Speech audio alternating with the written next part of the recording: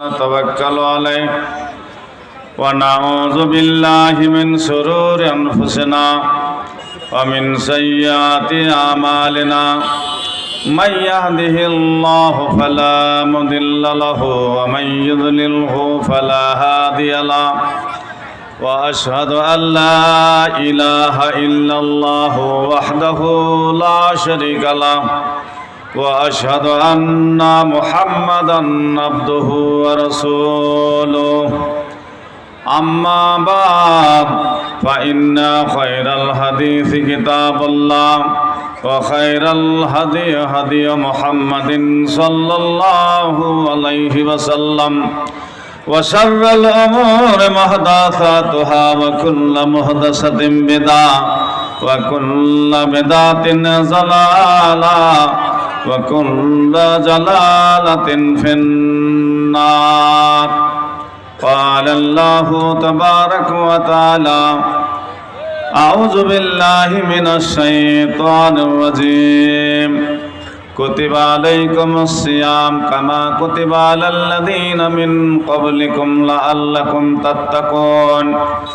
قال الله تبارك وتعالى في موضع آخر: الرجال قوامون على النساء بما فضل الله بعضهم على بعض وبما أنفقوا من أموالهم فالصالحات قانتات حافظات للغيب بما حفظ الله والتي تخافون نشوزهن فعظوهن واهجروهن في المضاجع واضربوهن فإن أطعنكم فلا تبغوا عليهن سبيلا إن الله كان عليا كبيرا.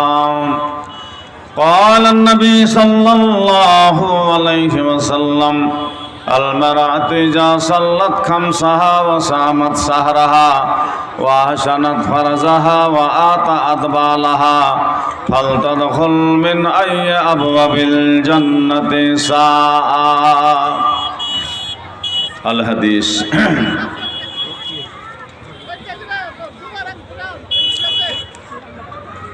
আল্লাহ তোমার বাণী শুনতে, আল্লাহ তোমার বাণী শুনতে এমন মধু লাগে, স্বর্ণ যেমন রূপ তেমন বাক্সয় ভরা থাকে, কোকিল যেমন মধুর সুরে বাজায় মনের বাঁশি, তেমনি তোমার বাণী আল্লাহ পড়ে জগৎবাসী। ভাদর মাসে গঙ্গার পানি, ভাদর মাসে গঙ্গার পানি উথাল পাথাল করে, তেমনি তোমার বাণী পড়তে গিয়া হৃদয় ওঠে ফাটে। সকালবেলা পাখি গুলো, সকালবেলা পাখি গুলো তোমার গুণ গায় কত, আর ঘুমিয়া থাকিস না রে ভাই মুসলমান যত। এহকালের বন্ধু তুমি, পরকালের সাথী, আমায় ছেড়ে দিও না গো মোনাজাত করে। কোরআনেতে লেখা আছে, কোরআনেতে লেখা আছে সবই তোমার বাণী, আসমান জমিন দাঁড়িয়ে আছে তোমার মেহেরবানি। রাতের কালে চন্দ্র তোমার, রাতের কালে চন্দ্র তোমার রোশন করে কত, পশ্চিমেতে ডুবে সূর্য তোমার হুকুমত। আকাশেতে তারা গোলো, আকাশেতে তারা গোলো ঝিলিমিলি করে, তোমার মহিমা আল্লাহ কে বুঝিতে পারে। আল্লাহ তোমার বাণী শুনতে, আল্লাহ তোমার বাণী শুনতে এমন মধু লাগে, স্বর্ণ যেমন রূপ তেমন বাক্সয় ভরা থাকে। নারে তাকবীর। আমার মঞ্চের সভাপতি সাহেব, উলামায়ে দ্বীন ও আমার শতবন্ধু ভাইরা, পর্দার আড়াল হতে মা এবং বোনেরা, সর্বপ্রথমই করুণাময় আল্লাহ পাকের তারিফ, যিনি আমরাকে আজ কবরস্থানের জন্য এক জায়গায় হওয়ার তৌফিক দান করেছেন। আর ওই কবরস্থানে সবাই এক জায়গাতে গাড়া থাকব, সেই আল্লাহর তারিফ আমরা লিখে পড়ে শেষ করতে পারছি না বলে এক শব্দের দ্বারাই সংক্ষেপে তারিফ করি আল্লাহর। সকল পড়ুন আলহামদুলিল্লাহ। অতঃপর আল্লাহ তাবারক ওয়া তাআলা কালে কালে যুগে যুগে নবী এবং রাসূল এই মানুষকে, এই নাসকে, এই ইনসানকে রাহে গুমরাহ থেকে রাহে মুস্তাকিম আনার জন্য এক নয়, দুই নয়, 1,23,999 নবী গত হয়ে গেলেন, ইসলামকে গোছ করতে পারেনি। আল্লাহ তাআলা অন্তর্যামী, অন্তরের খবর জানেন, ভবিষ্যতের খবর জানেন যে না, আমি কুরাইশ খানদানে, কুরাইশ বংশতে একজন নবী পাঠাবো, যে নবীর দ্বারাতে আমার পৃথিবীতে কোরআনের আলো আলোকিত হবে। সেই নবীর নামে নাম ইসমে গরামি জনাবে মুহাম্মদ রাসূলুল্লাহ। অন্তর ঠান্ডা করে পড়েন সাল্লাল্লাহু আলাইহি ওয়াসাল্লাম। নবীর নাম একবার নেবেন, দরুদ একবার পাঠ করবেন, আপনার রেজিস্টারে 10টা রহমত লেখানো হবে। তাই আল্লাহ রাব্বুল ইজ্জত এই পবিত্র মহিনা আগা থেকে আমাদের যে মেহমান আসছে, এই মেহমানের সম্মান করতে হবে। আজকে জলসার কমিটির লোক উলামায়ে কিরামকে দাওয়াত করেছেন। উলামায়ে কিরামের আলাগ সম্মান, ওদের আলাগ ইজ্জত। ওই রকম মেহমান আপনার বাড়িতে আসছে, আপনি কত সম্মান করছেন। এই জিনিস নিয়ে এসো, ওই জিনিস খাবো, এই জিনিস খাওয়াবো, কত সম্মান করছেন যে নাম হবে। কিন্তু প্রত্যেক মাসে আপনার কাছে মেহমান আসবে, আপনি থাকবেন না, কিন্তু মেহমান থাকবে। এই মেহমান কিয়ামত পর্যন্ত থাকবে, যে 11 মাস পরে আপনার কাছে বারবার আসবে। সেই মেহমানের নাম হলো মাহে রমজানুল মুবারক। এই পবিত্র মাসে আল্লাহ তাবারক ওয়া তাআলা কোরআন নাজিল করলেন।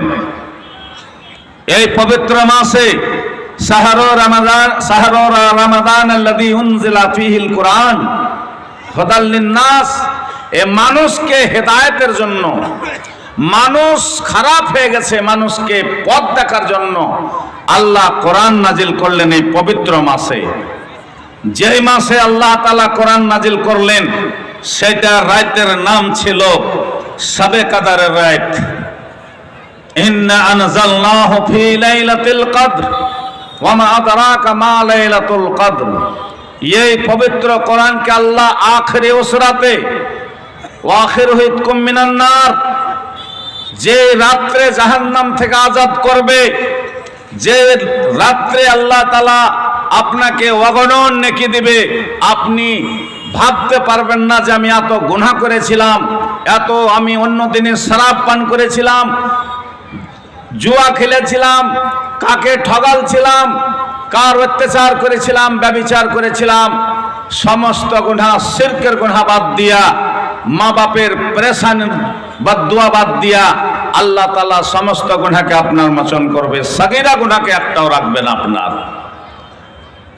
আকবারে কবির মানে যেটা সব থেকে বড় গুনাহ, ওই গুনাহটা আল্লাহ মাফ করবে না, যেটা হলো শিরক। শিরকের গুনাহ মাফ করবেন আল্লাহ। রমজান মাসে আল্লাহ তাআলা নিজের হাতে আপনাকে নেকি দিবে। প্রত্যেক মুসলমানের উপরে, নর ও নারীর উপরে আল্লাহ তাআলা রোজাকে ফরজ করেছে। কুতিবা আলাইকুমুস সিয়াম কামা কুতিবা আলাল্লাযিনা মিন ক্বাবলিকুম লাআল্লাকুম তাত্তাকুন। প্রথম লোকের উপরে রোজা ফরজ ছিল, তারা একদিন বাদ দিয়ে একদিন রোজা রাখতেন। আর এখন আমাদের রোজা হলো পে দর পে 1 থেকে 29-30 রোজা। এর মধ্যে যদি একটা রোজা ছেড়ে দেন তো আপনি অন্য মাসে 1000 রোজা করেন তো এই মাসের বরকতের রোজা, যে বরকতের মাস, এই মাসের রোজার সমান নাকি আপনি পাবেন না। ভাইরে আমার, ইসলাম দরদি ভাইরা, পবিত্র রোজা রেখে কাহাকে গালি দিতে হবে না। নিজের হালাল জিনিস যেটা বিবি আপনার, আপনি দেন মোহর দিয়ে খরিদ করে নিয়ে গেছেন, ওই বিবিটা আপনার হালাল, ওই বিবিটাকে হার্স বলা হয়েছে, আপনার খেতি বলা হয়েছে। ওই খেতিতে আপনি যখন চাইবেন তখন আপনি আবাদ করতে পারবেন। কিন্তু এই পবিত্র মাসে সেহরি খাওয়ার পর থেকে ইফতার করা পর্যন্ত তুমি তোমার বিবির কাছে যেতে পাবে না। যে জিনিসটা আল্লাহ হালাল করে দিয়েছে আপনার জন্য, রমজান মাসে হারাম হয়ে গেল। কেন হারাম হয়ে গেল? এই রোজার মাসটা এমন মাস, আল্লাহ স্বয়ং নিজের হাতে আপনাকে নেকি দান করবে। ফেরেশতারাকে বলবে, ফেরেশতারে তোরা যা, আমি আমার বান্দারাকে খুশি করব, আমার বান্দারাকে আমি নিজের হাতে নেকি লিখব। কোনো ফেরেশতার হাত দিয়ে নেকি দিবে না। ভাইরে আমার, বোন আমার, মারে আমার, খালারে আমার, এই পবিত্র মাসের এত ফজিলত আল্লাহ দান করেছে যে হালাল জিনিসটাকে হারাম করে দিয়েছে।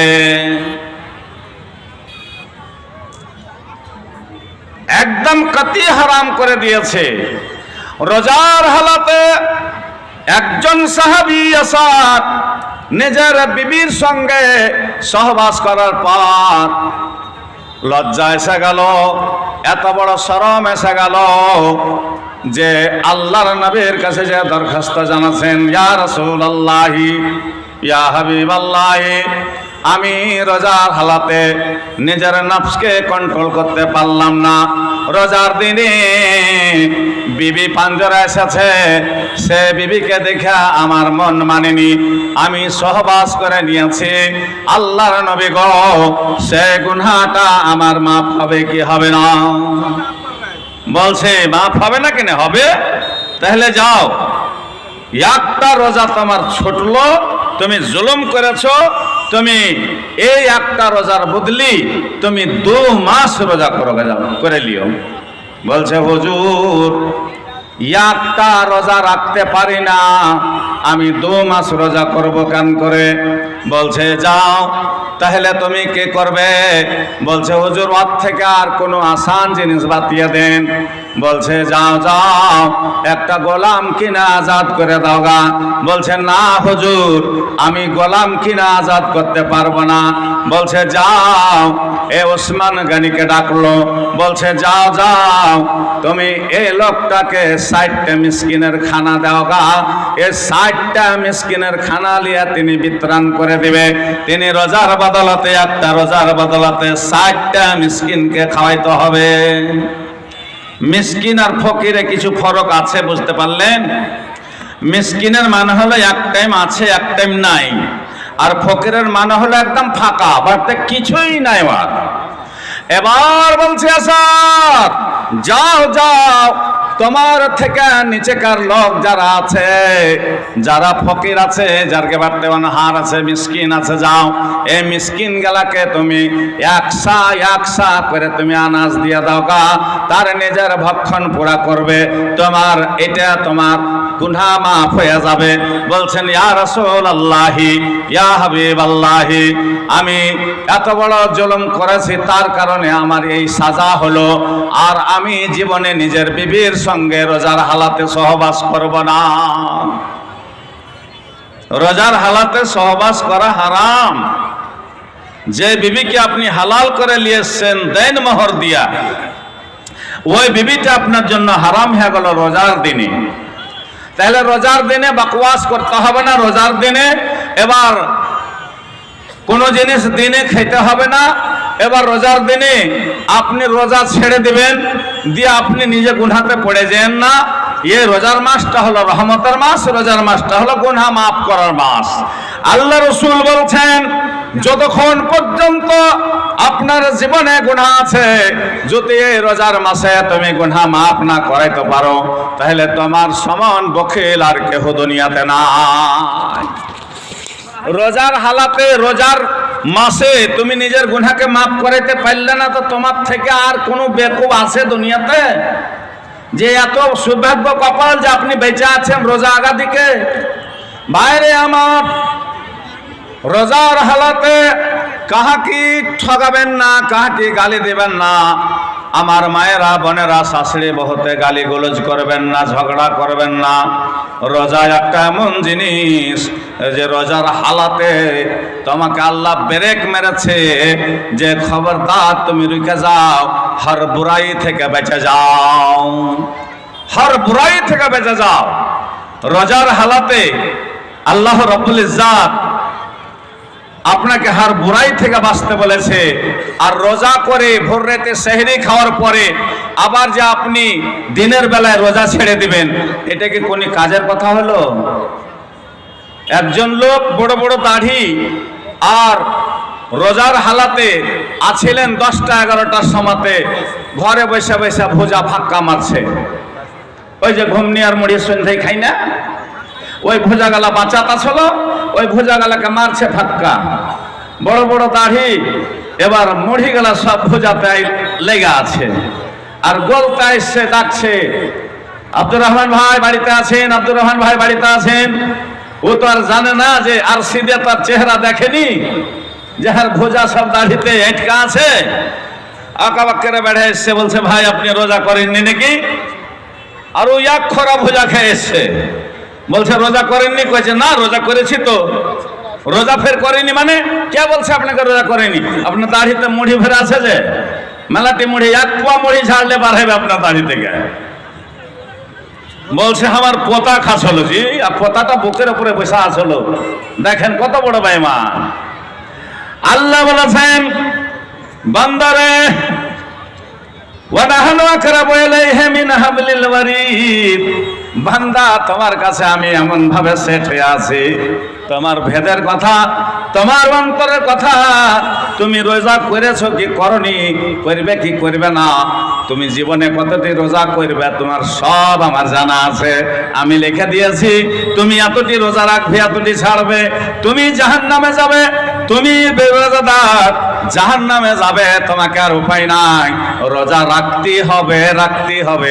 আর রোজা করে যে দিনমান অনাহার থাকবেন তা হবে না। রোজার হালাতে 5 ওয়াক্তের নামাজ, বাকি কোরআন তেলাওয়াত হওয়া চাই। কমসে কম কোরআন যদি তেলাওয়াত করেন তো আপনার চোখের জ্যোতি বাড়বে। দিনের বেলায় ফজরের টাইমে আপনি 1 রুকু 2 আয়াত 4 আয়াত কমসে কম কোরআন তেলাওয়াত করবেন, মুখস্থ নয়, দেখে দেখে পড়বেন।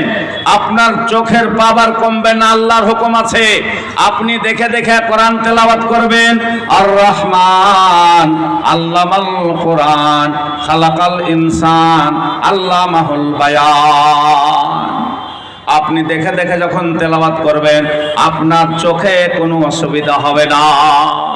কোরআন এমন একটা জিনিস। মাসুদ কোনটা? মাসুদ কই?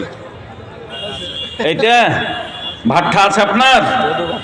হ্যাঁ, 2টা ভাট্টা আছে। মাশাআল্লাহ, নারে তাকবীর। মাসুদ আলম 10,000 টাকা। 2 গাড়ি ইট? আচ্ছা, ইটেরই ব্যবস্থা করেছেন আপনারা? 2 গাড়ি। ও, 4 দেওয়ালি। আচ্ছা আচ্ছা, ঠিক। দেন 2 গাড়ি ইট দেন। দিলেন? নারে তাকবীর। লেখেন মাসুদ আলম 2 গাড়ি ইট দিয়ে দিলে। আল্লাহ। আর 100 টাকা, আরেকজন 100 টাকা। আল্লাহ দানকে কবুল করে নাও। দাইমে আল্লাহ 2 গাড়ি ইটে 1500 করে আটছে বিছানা গাড়িতে। 1500 করে। মাশাআল্লাহ, 2 গাড়ি ইট দান করেছেন মাসুদ আলম। আপনার কবরস্থান ঘেরা হবে। এই কবর, হায়রে কবর, তুমি কাহাকে ছাড়নি, কাহাকে ছাড়বে না।